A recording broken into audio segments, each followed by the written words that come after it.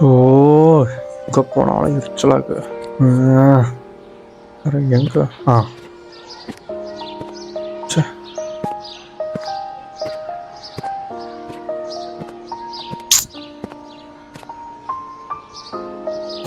சரி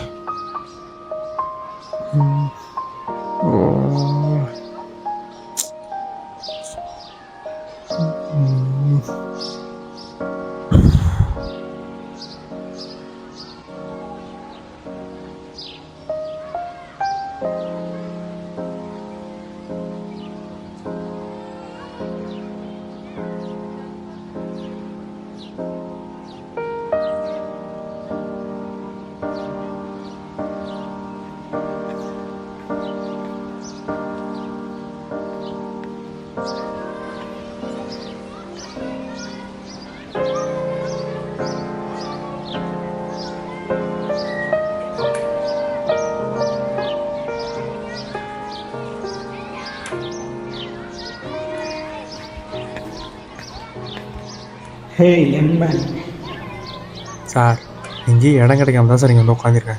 டிஸ்டர்ப் பண்ணால் போங்க சார். நானும் இங்கே தான் உட்கார வந்திருக்கேன். நீ அங்கே உட்காரு, நான் இங்கே உட்காருறேன். ஸோ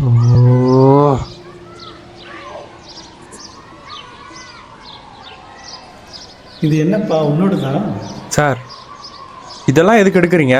நானே டென்ஷனில் இருக்கேன். தேவையில்லாமல் டிஸ்டர்ப் பண்ணிட்டு இருக்காதீங்க. என்னப்பா பிரச்சனை? ஏன் சோகமாக இருக்கேன்? சொன்னால் மட்டும் தீர்த்து வச்சுருவீங்களா? கையெடுங்க சார். உங்கள் வயசாலலாம் என்ன பண்ணுவீங்க? இந்த மாதிரி லைஃப் நினச்சி ஒன்றா புலம்பிட்டு இருந்தாங்கன்னா ஆறுதல் சொல்கிறாங்களா பேரில் டைம் பாஸ் பண்ணிட்டு போயிடுது. அப்புறம் ஃபீல் பண்ணுறது யார்? நாங்கள் தானே. போங்க சார், எல்லாம் பார்த்தாச்சு.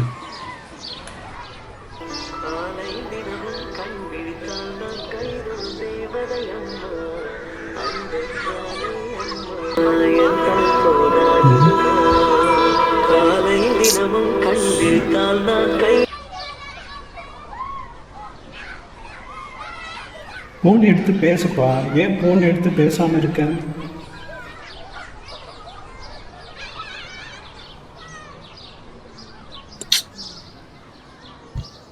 வீட்டில் வீடு வாசல் சொத்தெல்லாம் விற்று தான் சார் படிக்க வச்சாங்க. என்ன படித்து டிகிரிக்காவது வேலை கிடைக்குன்னு பார்த்தா ஒருத்தனும் வேலை தரல. சொந்தமாக பிஸ்னஸ் பண்ணலான்னு அம்மாட்ட காசு கேட்டேன். லாஸ் ஆயிடுச்சு.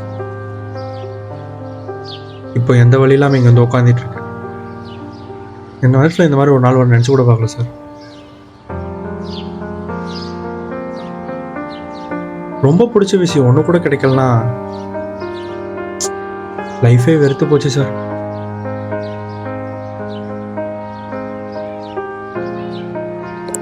ஸோ உன்னை பார்க்க சின்ன வயசில் என்னை பார்க்குற மாதிரியே இருக்கு. ஆனால் அப்போ எனக்கு உதவுறதுக்கு யாருமே இல்லை. சரி, இப்போ நான் உனக்கு உதவ நினைக்கிறேன்.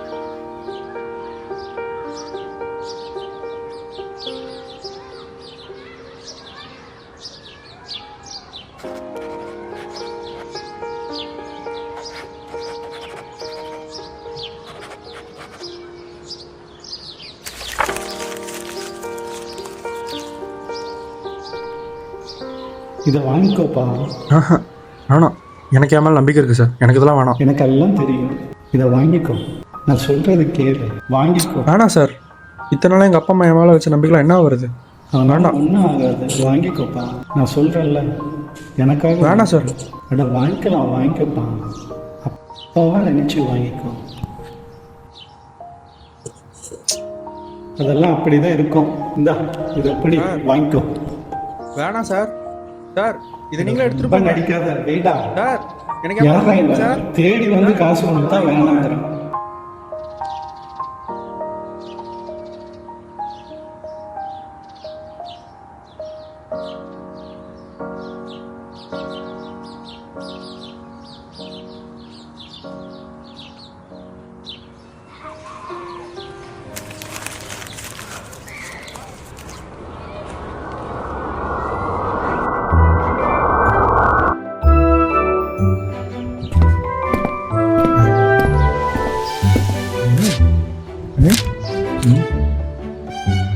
எங்க இருக்காரு இவரு?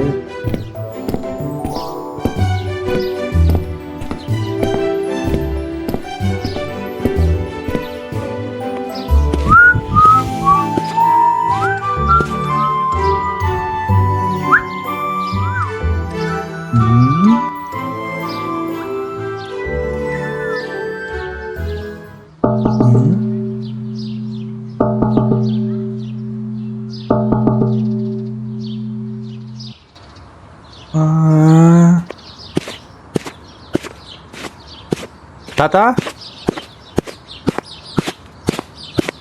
தாத்தா என்ன ஞாபகம் இருக்கா? 6 மாசத்துக்கு முன்னாடி இதை கொடுத்து அமுச்சு விட்டீங்களே. லைஃபே மாறிச்சு தாத்தா. நினச்சி கூட பார்க்கல. இந்த செக்குனால தான் தாத்தா என் லைஃபே இன்றைக்கி இப்படி இருக்கு. 6 மாதத்துக்கு முன்னாடி மட்டும் நான் உங்களை அங்கே பார்க்கலாம். இன்றைக்கி எங்கே இருந்திருப்பே தெரில. சரி நீங்கள் எப்படி இருக்கீங்க? அப்புறம் ஃபேமிலியில் எப்படி இருக்கு தாத்தா? என்னென்ன பேசிட்டே இருக்க, நீங்கள் பேசவே மாட்டேங்கிறீங்க தாத்தா? தாத்தா என்னாச்சு தாத்தா? உங்கள்கிட்ட தான் தாத்தா என்கிட்ட பேசுங்க ப்ரோ ப்ரோ யார் ப்ரோ நீங்கள் தாத்தா கிட்ட பேசிட்டு இருக்கீங்க? முன்னாடி இல்லைங்க, அவர்கிட்ட தான் பேசிகிட்டு இருக்கேன். பேச மாட்டேங்கிறாரு தாத்தா. தாத்தா இல்லை சொல்லுங்கள் ப்ரோ, நீங்கள் யார் ஃபஸ்ட்டு? நீங்கள் யார்? நான் அவரோட பேரன் தான் ப்ரோ. உங்களுக்கு என்ன வேணும் ப்ரோ சொல்லுங்கள். என்னங்க அவருக்கு என்னாச்சு? ஏன் பேச மாட்டேங்கிறாரு? இல்லை ப்ரோ, ஒரு 8 மாதம் முன்னாடி பிஸ்னஸ் லாஸ் ஆனதுலேருந்து ஒரு 3 மாதமாக அப்சர்வேஷனில் இருக்கார் ப்ரோ. ஒரு நாள் சரியாக நடக்க முடியாது ப்ரோ. நம்ம பேச கூட அவர் கேட்காது. ஒரு அந்தளவுக்கு ஒரு மென்டல் ப்ரெஷனில் ஒரு டென்ஷனில் அவர் இருக்கார் ப்ரோ. உங்களுக்கு என்ன வேணும் நீங்கள் அதை சொல்லுங்கள். இந்த செக் கொடுத்தாரு. என்ன 6 செக்குங்க? மாதத்துக்கு முன்னே அவர் தான் கொடுத்தாரு. இந்த செக்லாம் எப்பெல்லாம் செல்லாதுங்க சார். இது இப்போ செல்லாத தெரியும் சார், ஆனால் அவர் தான் சார். இல்லை இது இப்போ மட்டுமே இல்லை, எப்பயுமே செல்லாது. நான் சொல்கிறத கேளுங்க. 8 மாதம் முன்னாடி பிஸ்னஸ் லாஸ் ஆனதுலேருந்து இவர் இருக்க மென்டல் ப்ரெஷரில் இவருக்கு என்ன பண்ணால் அவருக்கே தெரியாமல் போச்சு. இந்த போகிற ஒரு இடத்துல இந்த பார்க்கே நான் தான் ஓனர், போகிற ஒரு இடம்லாம் எனக்கு தான் சொந்தம்னு சொல்கிற அளவுக்கு அவருக்கு ப்ரெஷர் ஆகிடுச்சு. இப்போ 3 மாதமாக அப்சர்வேஷன் இந்த நிலைமையில் அவர் இருக்கார். இந்தாங்க செக்கப் பிடிங்க. அவருக்கு டேப்லெட் கொடுக்க டைம் ஆச்சு. நாங்கள் கிளம்புறோம். தாத்தா நீங்கள் எந்திரிங்க, வாங்க போகலாம். மெதுவாக வாங்க.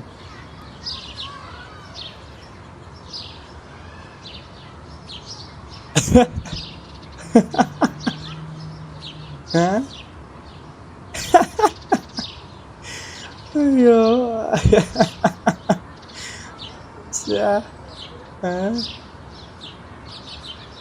செக்.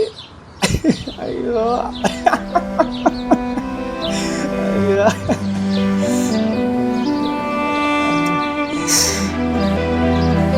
என்ன பைத்தியக்காரனாகிட்டா.